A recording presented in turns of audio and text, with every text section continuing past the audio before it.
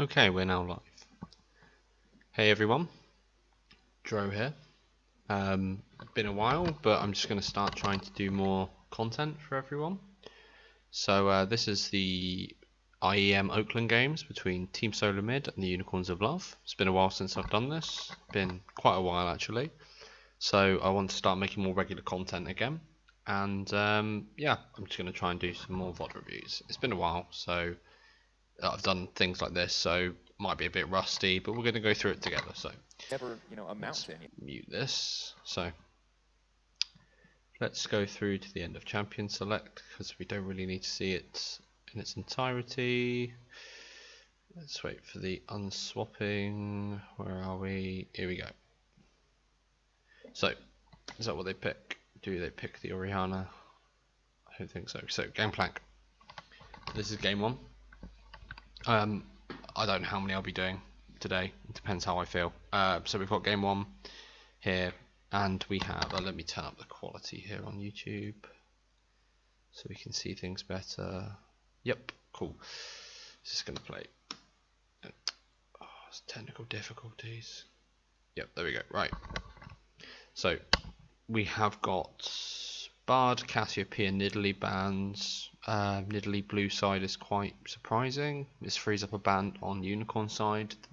This to me means Svenskaren's not capable to play it at the level needed. And then you've got Unicorns banning Syndra, Jace Rise. These are all just really, well, the Unicorn bans are very standard. And the TSM bans, yeah, a little bit wonky. Cassiopeia is a bit, I think that they're very targeted, which, yeah, I mean, Bard is aimed at Hillasang, who's a very, very good Bard player. The Cassiopeia XLA, Exile, don't know how you say it. Very good Cassiopeia player. And Nidalee is more of a takeaway than it is a target ban, because every jungler should be able to play Nidalee. So, yeah. Very surprising banning the Nidalee. The reason they do this is to try and get the Olaf and to say, okay, we've got the farm jungler, we've got the big Olaf, we've got the person who's going to outfarm and outperform your jungler, like level 4+. But I mean, the problem with this is A, you give up a ban and you let them ban something strong on the other side, this being Rise. Sorry, and yeah. I don't really know what to say. It's a bit of a stupid thing. A bit rusty this as well. So Olaf first pick, and this is instantly answered with the Jhin and the Lee Sin. Yeah, good first rotation by Unicorns. They get the Jhin, and then they pick the Lee Sin, which doesn't show anything. It's just the next tier down in junglers. He can match Olaf quite well. Olaf does bring more just with brute force to a team, but Lee Sin can do very well in the jungle at that patch. What was that, 6.21 or something it's played on. And then TSM go for Ezreal and Zyra, which is yeah, it's a bit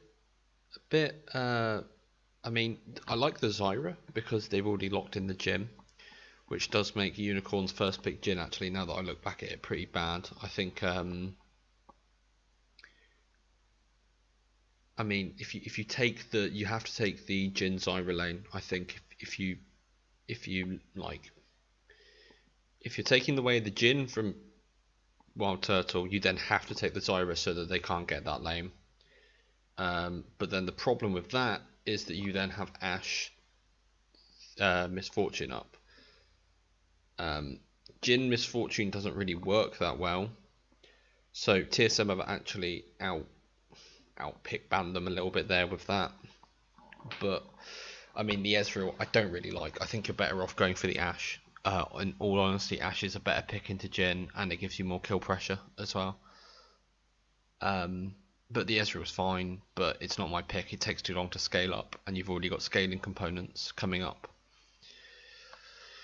So if we then move down to Unicorns of Love, we have the Victor and the Misfortune. The Misfortune is the lane ban into the Zyra. I mean, without the Ashe, it still does relatively well, but the Ashe Misfortune are kind of like this synergistic kind of like duo support, duo carry lane. I mean, Jin is kind of a pseudo Ashe with his root and stuff, but he can't just say nope. He can't just say nope. You are CC'd like Ashe can, and that's the reason why that lane works, and it only works into Zyra. It's a complete Zyra counter. It's not a anything else. Don't be picking it in solo queue into Thresh or anything, because you will get your ass handed to you. And the Victor, I mean, Victor's just a great safe pick for bot lane, and it leaves the Fizzachachi his pick into top lane, which he'll want his counter pick. And then they go for Zilean and Poppy.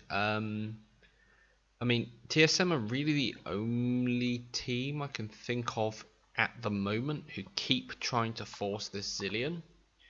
I think Fly might have done it on KT Rolster, but I think he moved away from it. I mean, it's all right. I mean, it's good into Victor. I mean, it's all right, but it's not like I think like it's so difficult to pull off. Like, it can work really, really well, but the second teams know what's going to happen, and his play pattern's so obvious as well. It's like, you're going to speed someone up and you're going to try and double bomb. I mean, yeah, I'm sure Bjergsen, great mechanical player, I'm sure he's going to hit those double bombs, but I mean, you know, what, like, you know, it's still like, if you played an Orianna into that team comp, you basically have the same thing with the speed ups. You don't have the revive, but you've got the shockwave. And looking at the low front line from Unicorns of Love, a shockwave's going to rip that team apart, a well played shockwave. And you can say to yourself, well, you know, if you're playing Zilean and relying on double bombs, you might as well be playing Orianna, you know? I mean, I think that's a big mistake. I don't think Zilean's the right pick there. And then Poppy. Yeah, Poppy. Poppy does what Poppy does. Poppy's a great pick here. Safe top laner. It's fine. And then the Gangplank. I'm going to hold judgment until I've actually seen this game. I've not actually watched this game. Sorry. So we'll see how that works. Yeah, let's just skip it forward here. Get into the game. Hopefully there's no pauses. Bloody intel. Right. So is everyone rushing down to the bottom? Right, TSM starting off here by rushing down to the bottom. They've got Olaf into the bot, and this is just something standard, but Misfortune can scout this out with her E, which is really good. So if we pause it here, and then we have a look. Oh, of course the mini-map's blocked by this YouTube. Okay, well anyway. Teams are doing this jungle start into this patch to try and just get an advantage in bot lane, because there's not much that can really happen. You can't counter jungle, you can't really invade, you can't really do anything. So, I mean, unless the reason this is happening is just trying to get an advantage in bot lane, because bot lane just tend to go down to there and try and, like, you know, sit there and get a pick basically, and try and like outflank people trying to get wards and stuff in and around the bot lane, like in and around here. Sorry for the big bar, you can't get rid of it on YouTube. I should really start downloading these things, but today we'll deal with this. So they're just trying to get an advantage through that, like burst flash, get a kill, something like that, to start snowballing the bot lane, because the game is so heavily focused around laning at the moment and in this patch. So they've got a really strong early comp to do that with. I mean, Ezreal is probably the best level 180 carry in the game with Further of Battle. Zyra is probably the strongest level 1 support, bar Karma maybe. And Olaf has got probably the strongest level 1 what do you call it? Like, his axe throws just chunk people for days. So good scouting out there by Unicorns and avoiding that. What I would have liked to see though is potentially the like the jungler being here and maybe the mid laner being here instead to throw a ward, like quickly go and put a ward in there when you know that you've seen him bot side. I think that might have been a smarter play, but you know, we'll see what happens and we'll go from there. So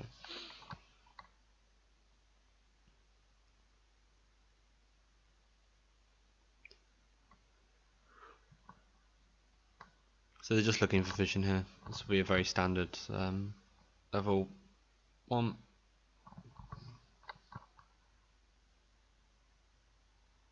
I don't think either team will do a camp. TSM have the initial shove until about, you know, level 2, level 3, when Jhin starts to get a bit of power, Ezreal starts losing a bit of mana, and Misfortune starts getting some ranks in her spells. They should get the early shove, TSM.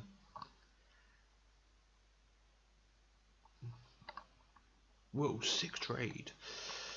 Yep.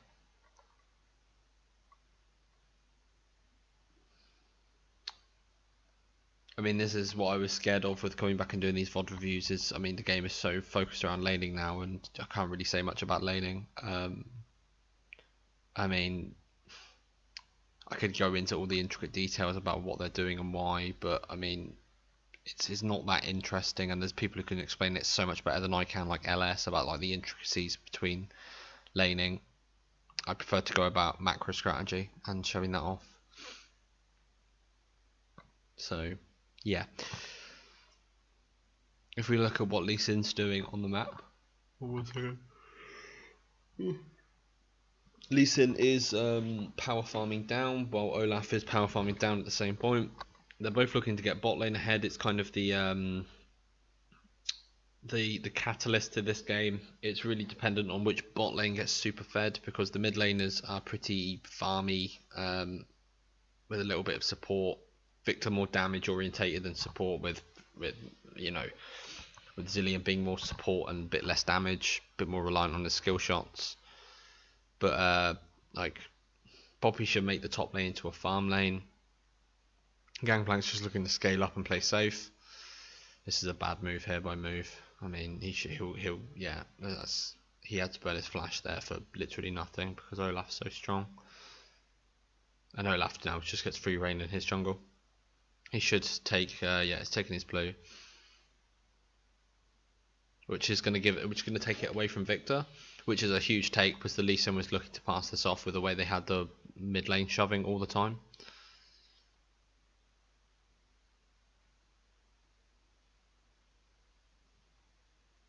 So he gets out with a blue buff. So Olaf's now ahead in summoners, and because a Ghost for a flash is so worth. Ghost is so much of a stronger of a short cooldown at the early game.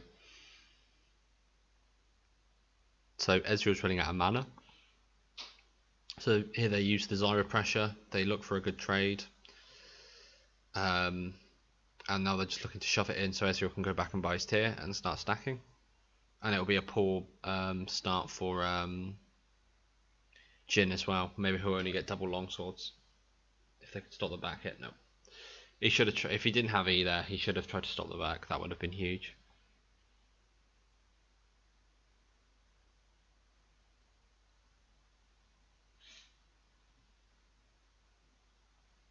So TSM definitely have slight advantages going into this. They've got the back time as they've wanted. UOL kind of playing to their fiddle.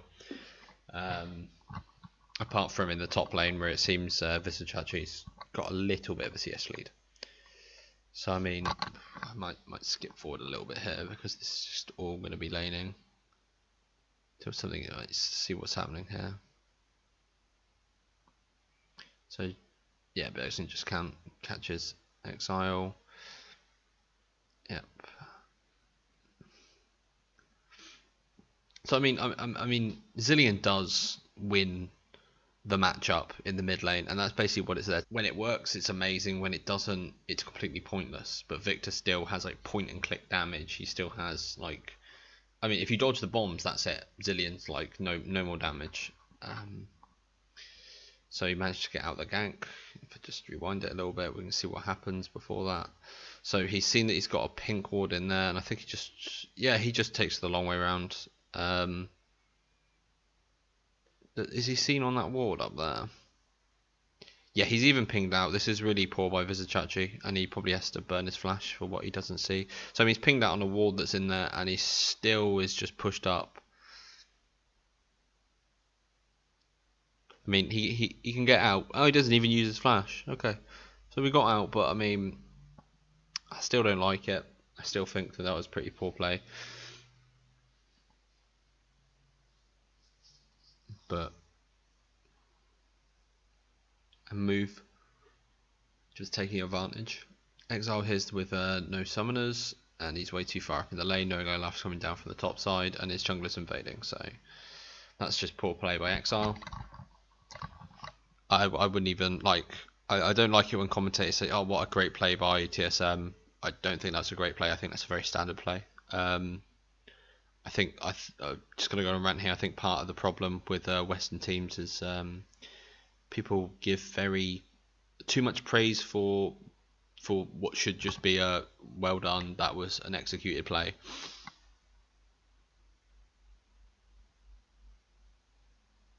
I'm just going to look back here and see if he knows if he's going to be on the top side, if he's getting pinged out at all. How does he enter the jungle? So they know he's on top side here. He enters that way. They should be looking. It should be called out to Vizichachi that Olaf's on top side by the way he exited the jungle. Maybe they think he's going to his blue buff because of the spawn camp timer, but he should still be playing careful here. He's playing a little bit too far forward with the creep wave coming up, and move comes in. Yeah. Move gets a kill. Will he get two? No. So I think Vizichachi, A, he held on to his flash too long there, and B, he should have realised that there was a possibility that he was going to be ganked. So I mean, that's just nitpicking though. But really just waiting for, you know, something to happen that's not standard laning, so I can try and explain it. This was a lot better when it was the, what do you call it? Alright, here we go, is something. So he jumps over the wall as he's got his kick, he does, and it's with the, oh, he got the kill, but Gangplank gets an assist. I mean, 2 ults for, I mean, Poppy doesn't have a TP, so he might lose some waves of CS here and get the Gangplank ahead, but no, this is now not worth with the red buff being taken. So Victor's having a really tough time in the lane at the moment. But the thing is as well, is that because he's playing a Victor, he can literally be 30 CS behind and still just press E and do exactly what he needs to be doing. So, I mean, this is only going to happen for a little bit longer, and the second Exile can just clear his wave.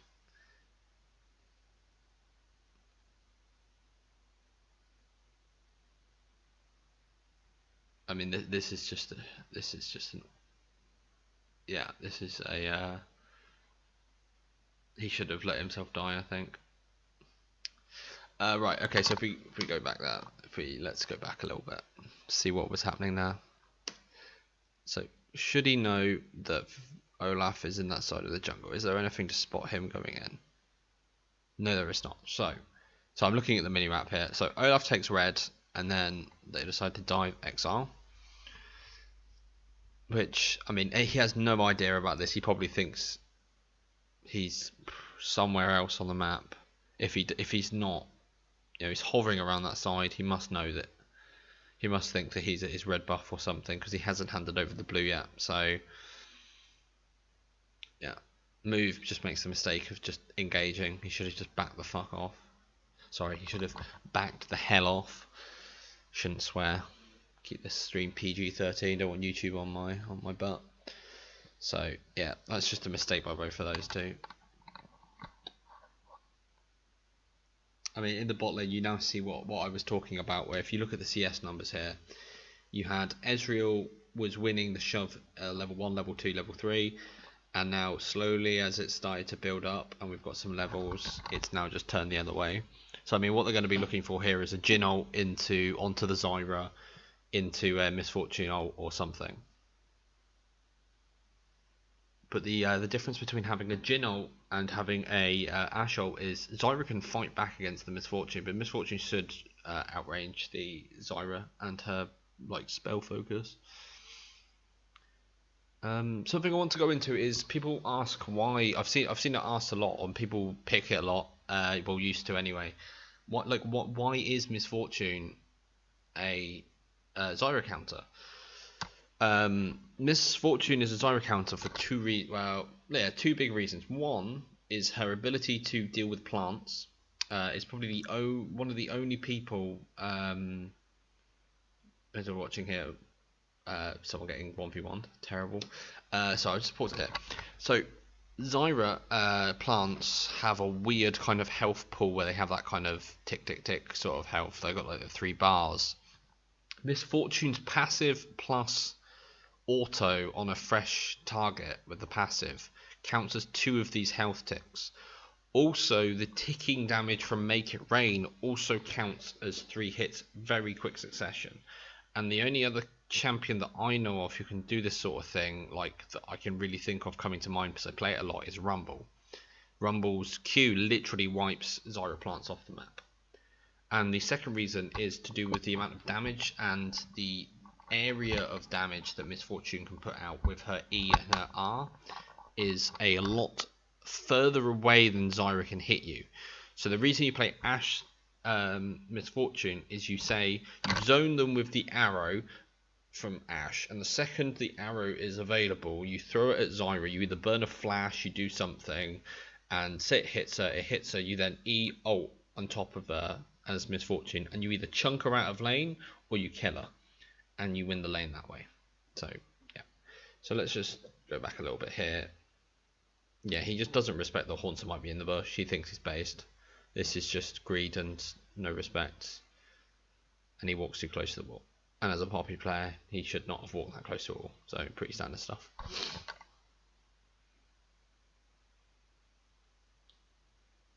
So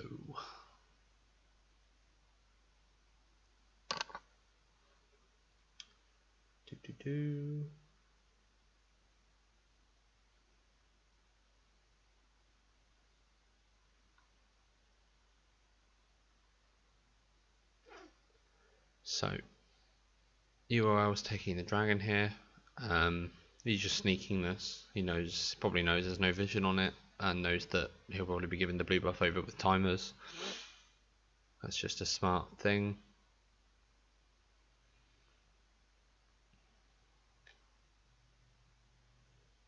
So the bot lane's pretty much won now. TSM have to back off from under the tower because they know that move is in the area. Takes a bit too much damage there. This could come back to bite them. Exile's too focused on trying to get the waves. Will he get out of this with his ghost? More than likely, unless he gets a double bomb. And Hylissang's just too far forward. Oh, the heal. And the TP from behind. Yeah, Unicorn's just not on the same page. This is a really bad play. I mean, if we go, let's go back here. So let's go back a little bit. Back. So let's look at it from this point. So they're looking to focus the tower. They've taken too much damage from this tower at the moment, and let's see what's happening. Poppy is not on the map. Okay, and this trinket that she teleports to on here that I kind of just can't highlight, but right there is in the second she's teleporting, she's in vision of unicorns. So if we do this, and also Exile here, look, is getting pressured out. So they know that Olaf and Zillion are can run down here at the speed of sound. I mean, they can go running in the 90s here. They've got Ghost and they've got Zillion speed ups. So no matter what Exile does here, there's always the pressure on bot. So here comes the TP, and at this moment, they should be backing off. And also, Village actually doesn't have his TP. So he should be pushing this tower now. He should be completely and utterly pushing this tower, and he's gone too far. But also, Exile should be screaming at them, back off, back off, back off, before they even initiate this dive. Here, they should be saying, like, they're chasing me. Okay, they're collapsing, and Poppy's in. Oh, she teleports in the one at the bush. Right, I still think they have vision of that. but even if they don't, they should be backing off anyway. And even then, it's a 3v1. It's a 3v1 at that point, and they can't enter the fight. So even at the worst, it's a 3v3, 4v3, something like that. So that's just a poor play by Unicorns, miscommunication.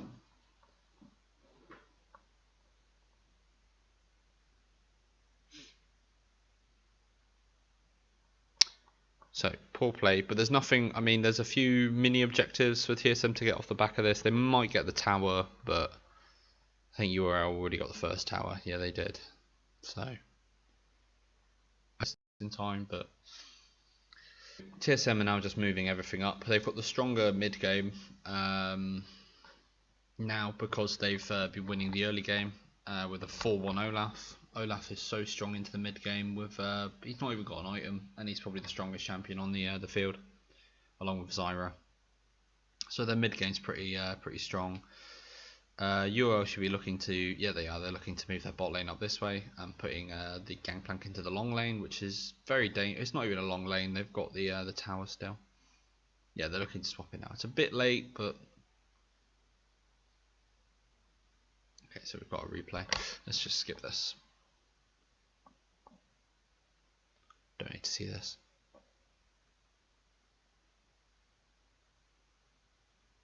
So they're now just laning two. So let's have a look what happened there. So I mean, Olaf's just basically running up the lane, and I'm gonna guess that Hylissang just stands too far forward. Yep, he just stands too far forward and gets rooted. Just a bad play. And they're going to take this tower with the ridiculously strong Olaf. They're going to look to defend this. Not a good idea. They burnt absolutely nothing for that play onto Hylissang. So yeah, they really should not be doing this. They're now just starting to strangle them out. Anything they can. UOL just looking to defend. This is a good Jhin ult. This is a good Veritas doing work here. Q. There we go. Is he going to get Wild Turtle as well? He should do. Double. And somehow gets the kill with that. Vizichach needs to be careful here that he doesn't get one auto. Should kill it on the tower front to make it worth. But the right people got the kills. I think Jhin got 2, and I really don't know what killed him there. But if we look at this fight again, this is a really good thing. What causes the cancellation there for the misfortune? Or what causes this? I think does he just cancel this? That's so weird. He just cancels his ult. That would have ripped them apart a bit more. It's such a shame. What kills? So Victor just goes too far forward. No idea what Victor's doing there. Yeah, so they just get more chunks. They get the deadly flourish off, and then Veritas starts walking up. As Sven's going, I mean, personally, he should be killing the Olaf there, because then 2 of his people don't die, and the Olaf doesn't get more fed. You can have the other people just walk off, because then you make it. How much would that be? I mean, you would have lost the Victor, but then it would have been a 2-for-1, and Gangplank probably wouldn't have had to come up. Or if Gangplank does come up, you then get more kills. So, yeah, I think that's a misplay by Veritas there. I think you should kill the thing before he kills the other 2 people. So they've now moved the dual lane into the bot side to contest the dragon. UOL basically just giving up this dragon. They know that they can't fight. I mean, this Poppy is so tanky. And he goes too far forward.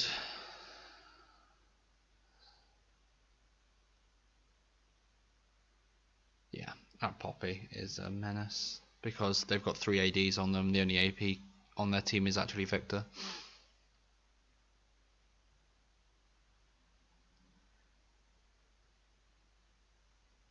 This just opens up the map for TSM, allows them to get the dragon.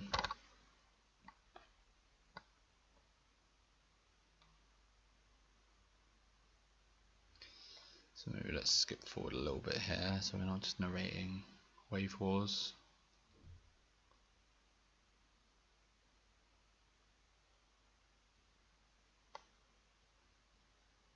So see what happens there. So Vizichachi gets the jump onto Wild Turtle.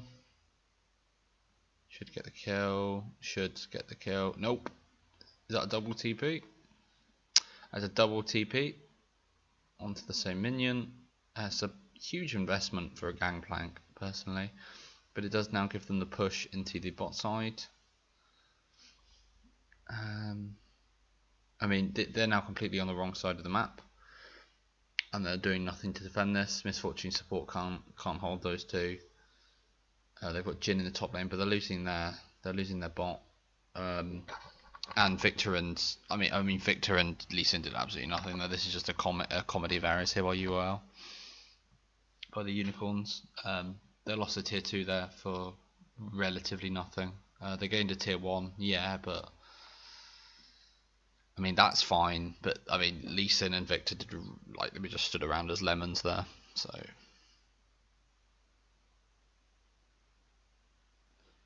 it's an interesting turn of events. The map with the some tier 2s down and the amount of control that they have in the game, they can now just force their ward line up, and this gives great pressure for the game. And they've got enough tankiness and enough damage now, and enough of a lead to start doing this. And UOL really have no answer to this tankiness. I mean, if you look Gangplank this Poppy and this Olaf can literally just charge at people and nothing can be done about it. They don't have enough tank shred to make it negatable.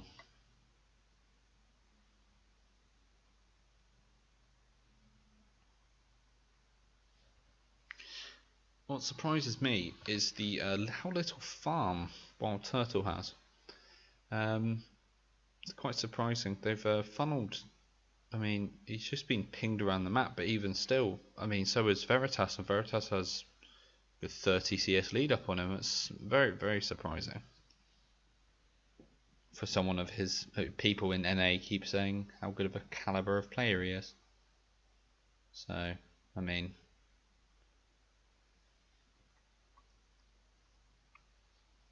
I know all the excuses will come out from TSM fanboys.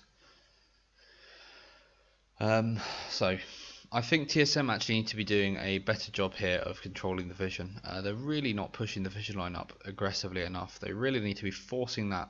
I mean, for example, I mean, if you have a look, so let's pause it here. They need to have a vision line here, and they've got 1, maybe 2, 3 of the wards that they need. They should have a ward here. They should have a ward like here, here, up here. There's no need for these pinks. There's no need for this. This is all just wait. This ward line should be here, and you should be forcing them out the jungle and saying, no, this is our jungle, and they're really not doing that. So I mean, even though they're winning, they are playing this quite poorly. TSM.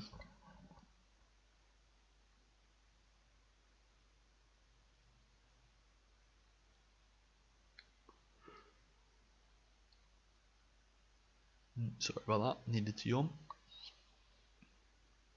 I mean, you'll have to move in. This is it's 4-1, but even still, the Gangplank's very vulnerable. And this is what I mean. TSM can just walk into their jungle and say, "These are our wolves now. You're not getting any of this gold." And they can't face check, and they have no ability really, apart from a misfortune, to check bushes.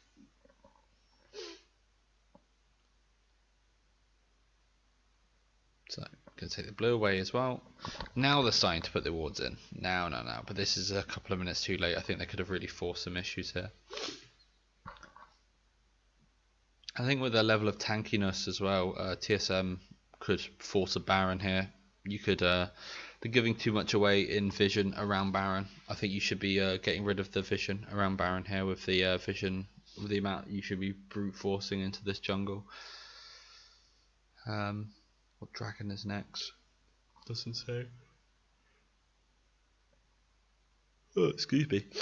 Very tired. Yeah. So I mean, they've decided to prioritize around the dragon and just take that and start, keep choking it out. But I mean, part of the problem is that that's a good ult. Taunts is way too far up. TSM coming. No, they're just going to keep the pressure in the top lane with the Zillion, the 1-3-1. Move just goes too far forward, and that's poor, and that's ruined everything that they won off that. And that's been kind of the story of the game for UOL. They make one good decisive play and then they push it too far.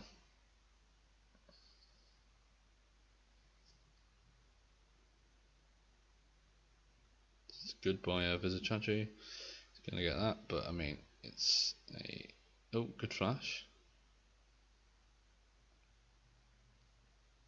And they get him. Okay, so I mean that's a good passenger play there for UOL, and all they do was lose the dragon that they were going to lose anyway, and they still have control around, but they still got vision on the Baron and around the Baron. I think the thing I've noticed from this this version of TSM, the new we're going to win season 6 TSM that everyone raved about, the top 2 in the world TSM that completely didn't come third in their group in Worlds, but I noticed that they should be pushing advantages and they just don't.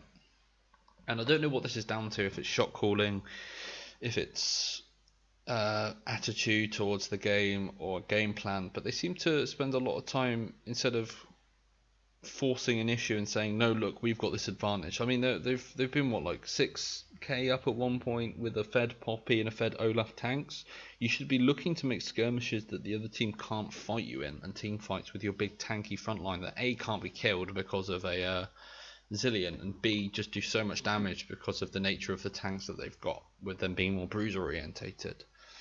They should be looking to force these fights, and instead they're just looking to go, well, now we take your blue buff, haha, what are you going to do about that? And I mean, yeah, I mean, yes, they're getting picks, yes, they're doing well in getting these advantages, but then they don't really do anything with them. This is something I noticed at Worlds they did a lot as well, was they were almost doing this kind of Korean grind style, but they weren't. The thing about the Korean grind is, if you imagine it as a sort of I mean, here they're just still doing the same thing. It's this slow kind of like, and now we take one step forward, and then we do some stuff, and then we take another step forward. The way the Koreans do it is they're very kind of like, if you imagine the scene from if you've watched it, Game of Thrones, with the Battle of the Bastards, where you have the pikemen, they basically make a ring around you and then thrust their spears into you and make you take a step back and then take a step forward, and they just crush you, and they just move everything up. So every action there's ward line, and then they'll poke their spears into you, and then they'll move their ward line up, and slowly but surely your map shrinks, and there's less you can do. And this is just something Western teams don't do, and it's the reason why Korea wins so much, is they just take everything and ram it down your throats. So, Exile just doing his Victor thing. Everyone just milling about, and this is what I mean, it's just TSM just mill about the map, because in NA no one plays the game very well, and TSM is the best of a bad bunch. And here we go, they get forced off.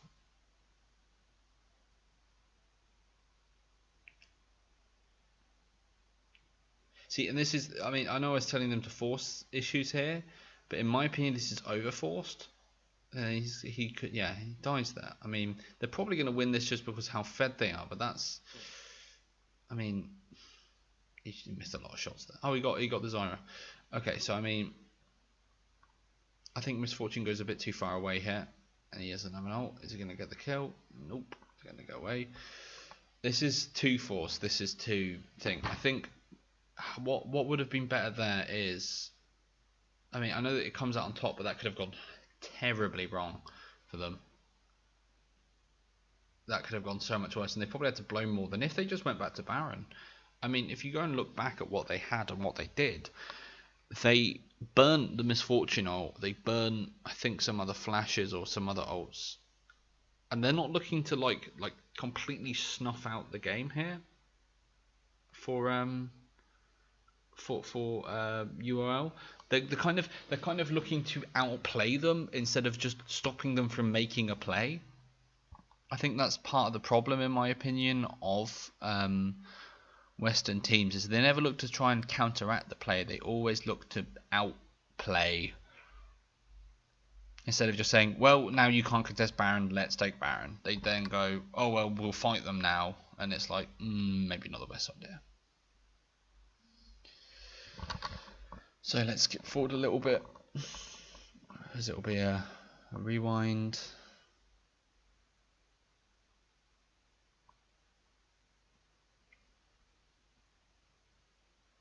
So they somehow get a pick on an Olaf.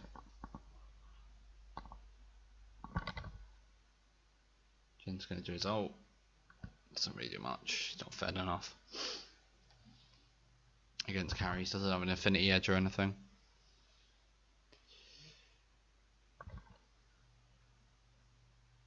But they're still just winning. It costs them too much to even get the Olaf, so.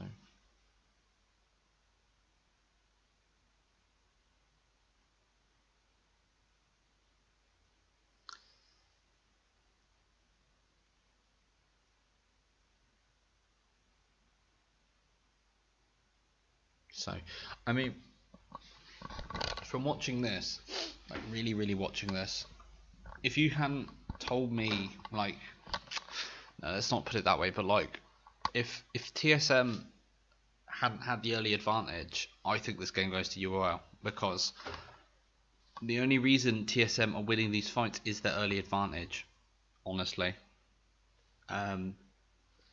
As you noticed by the UOL picks, if these picks had come at less of a cost, I think UOL wins this game, and that's a very damning thing to say for what people regarded as last year's best Western, or this year's best Western hope. I think, yeah, TSM's been overhyped, and people really need to take a step back and look at what they do as a team and like the level at which they play.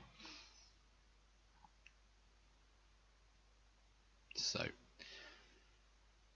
Picked on the Baron at some point. Don't know when that was. Must have been when it was in the replay. Maybe that's when they got the Olaf. No, was it in the bot side? I don't know. TSM should now be looking to just grind out this. They don't have enough vision denial around thing. There's a lot of wards out here for UOL. Not enough pinks on the map in good locations.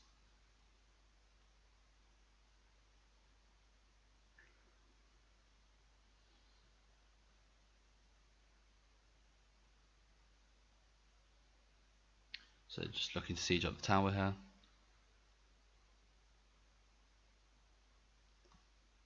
And this is the massive problem with the UOL comp, is there's nothing to stop Haunter and Svenskeren actually getting on the back line.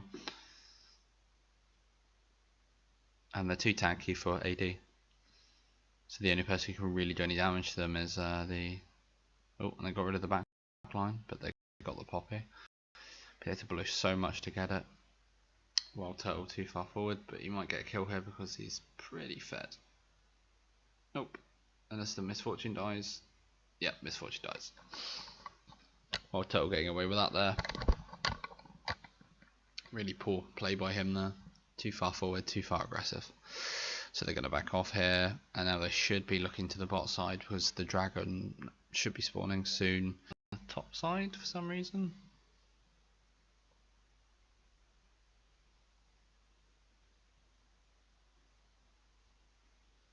The Poppy in the bot side.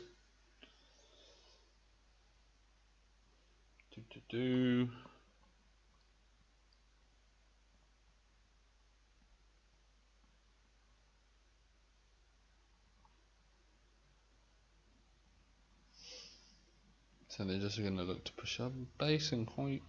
I thought they just based. Did they just blow all their wards and then go back? What might have done. I mean, there's just not enough pinks in aggressive places for TSM. I mean, they're not refreshing their pink buys and not using them as effectively. Look, there's still a pink here. They're still warding this. It's terrible. The ward control by TSM is like, for a team that spends God knows how much on like vision, like people analysts who look at vision, this vision's terrible. This is actually awful. So for a winning team, you should be pushing your vision up and up and up and up and up, and they're just not doing that. They're really, really poor at pushing their vision up. It's very, very sad to see. For a team that has so much money bouncing about with coaches, analysts, you know, Weldon, whatever he did with his snake oil. I mean, there's really not enough focus around vision denial, and there's not enough focus around pushing vision up aggressively again and again and again. They're just looking to make these like kind of like fights more than anything. Oh, Exile completely out of position. He even catches Haunter off guard there. Has he got flash? No, he does not. Is his prison? I thought he'd have room prison. He gets healed. They have to burn a lot to get him out of that, but they burn a lot to try and get him as well. So it was about even on that. Baron is up though, and there's not enough vision around this. Again, force the Baron. Just force the Baron. Do it. It's pretty much a free Baron if they've used the blue trinket on it. Just force the Baron. Just do it.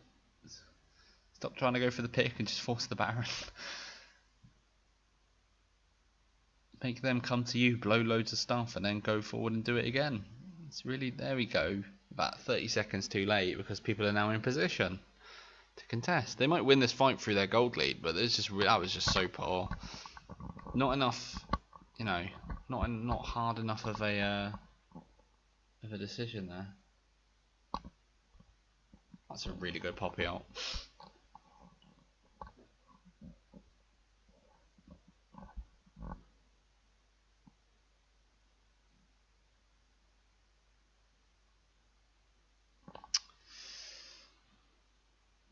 Yeah, so basically UOL just didn't have enough of a gold lead there. The fight positioning was pretty poor as well. If we look back, let's have a look back at that. If I could actually do that. Oh no, I'm on another page on my computer. Oh no. So let's look at how that. So they should be wary of flank wards here, and they're not. And then they come in. The Misfortune is just looking to prod and poke. Move is for some reason over here. He kicks thing, and then he kind of dicks about over here, not really doing anything on top of a ward. And then yeah, and then they kind of split up. UOL just too split up in that fight. Poor communication in that fight.